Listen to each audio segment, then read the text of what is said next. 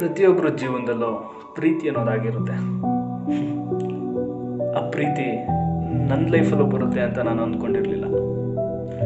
ಒಂದಿನ ಪ್ರೀತಿ ಅನ್ನೋ ಚಿಟ್ಟೆ ನನ್ನ ಎದೆಗೂಡನ್ನ ಸೇರ್ಕೊಂತು.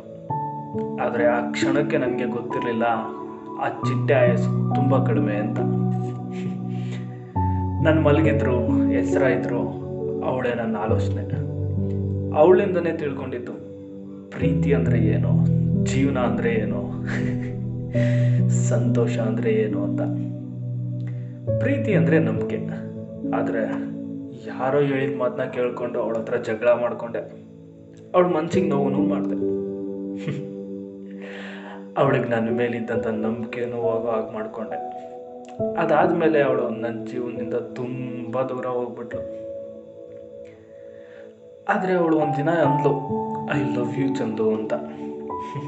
ಅವಾಗ ನಾನು ಅವಳಿಗೆ ಒಂದು ಮಾತು ಹೇಳಿದ್ದೆ, ನಮ್ಮಿಬ್ಬರ ಜೀವನದಲ್ಲಿ ಮುಂದೊಂದು ದಿನ ನಿನ್ನನ್ನು ಬಿಟ್ಟು ಹೋಗೋದಕ್ಕೆ 1000 ಕಾರಣ ಬರ್ಬೋದು, ಆದರೆ ಕೊನೆವರೆಗೂ ನನ್ನ ಜೀವನ ನಿನ್ನ ಜೊತೆನೇ ಅಂತ. ಆದರೂ ನನ್ನನ್ನು ಬಿಟ್ಟೋದ್ಲು.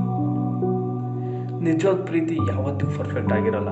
ಪ್ರೀತಿಲಿ ಜಗಳ, ಮುನ್ಸು, ಕಿತ್ತಾಟ, ಹೊಡೆದಾಟ, ಮನಸ್ತಾಪ ಎಲ್ಲ ಇರಬೇಕು. ಆ ಕಿತ್ತಾಟ ಮನಸ್ತಾಪನೆ ಒಂದು ರೀಸನ್ ಆಗಿ ಇಟ್ಕೊಂಡು ದೂರ ಆದರೆ ಕಷ್ಟ. ಆ ಕಿತ್ತಾಟ, ಮುನ್ಸು, ಹೊಡೆದಾಟ ಯಾಕೆ ಬಂತು ಅಂತ ತಿಳ್ಕೊಳಕ್ಕೆ ಸ್ವಲ್ಪ ಟೈಮ್ ಹಿಡಿಯುತ್ತೆ.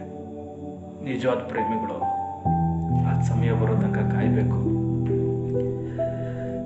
ನನಗೆ ಅವಳು ಒಂದು ಮಾತು ಕೊಟ್ಟಿದ್ಲು, ನಿನ್ನ ಯಾವತ್ತೂ ಬಿಟ್ಟೋಗಲ್ಲ ಅಂತ.